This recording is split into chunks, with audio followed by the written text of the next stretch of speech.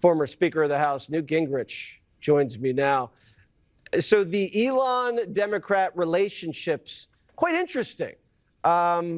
Sometimes you got to break up to make up, but maybe not, Newt. No, I think this is real, and I think it's for a good reason. The Democrats went nuts, and Elon's been pretty open about this. When you look at their policies, you look at their values, they are a dead end for America.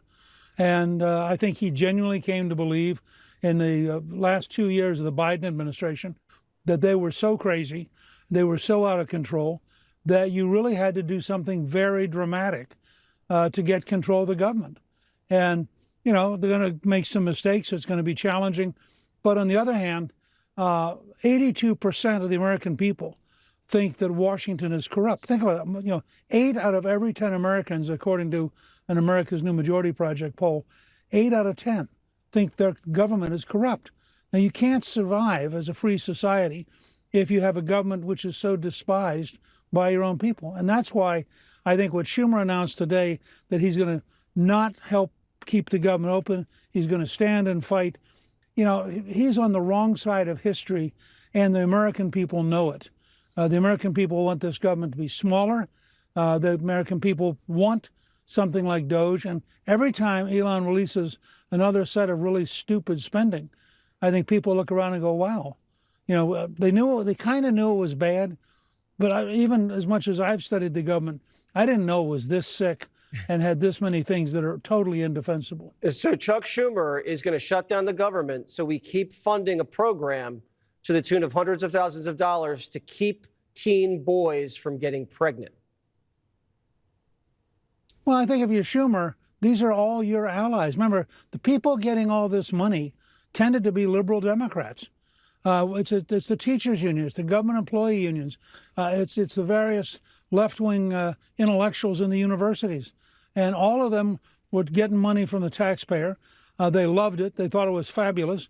We have an education system where the teachers' unions have basically destroyed the capacity. Over half the 8th graders cannot read at grade level.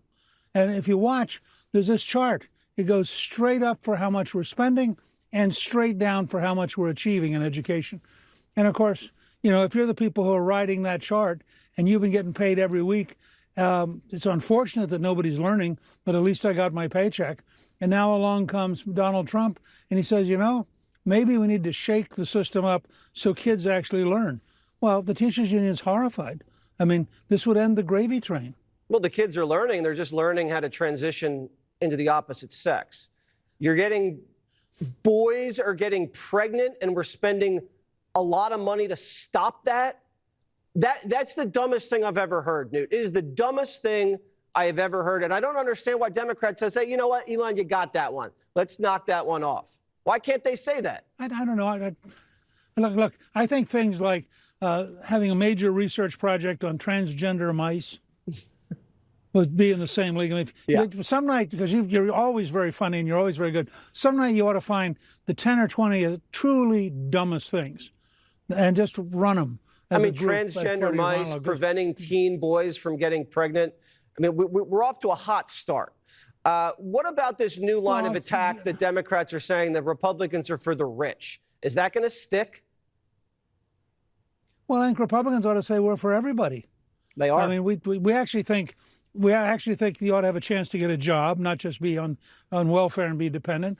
You ought to have a chance to open a small business. You ought to have a chance to have take-home pay. I mean, a lot of these are very bold ideas. You ought to have a chance to go to work.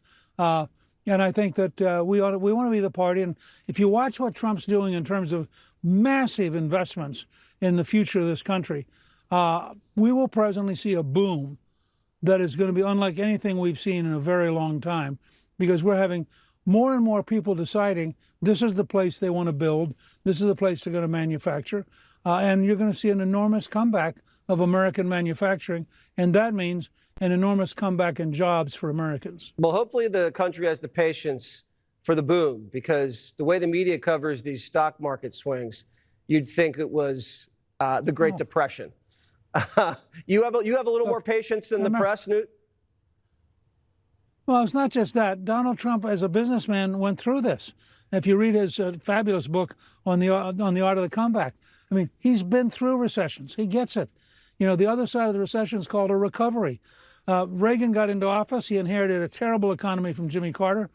Once the Reagan tax cuts went into effect, they have something like I think Larry Kudlow said the other day, 15% growth in the first quarter after the tax cuts went into effect. So if Trump, and Mike Johnson's been doing an amazing job as Speaker with a really narrow margin, if Trump can get one big, beautiful bill through, ideally by late May, and you have the tax cuts, you have the deregulation, you have the energy supplies, you'll see this economy booming by next January. All right. And Newt can get himself another tie. Mr. Gingrich, Yep. Mr. Speaker. I'd like to have at least 2 ties. Right. Thank you so much for joining Jesse Waters Primetime. Always a pleasure.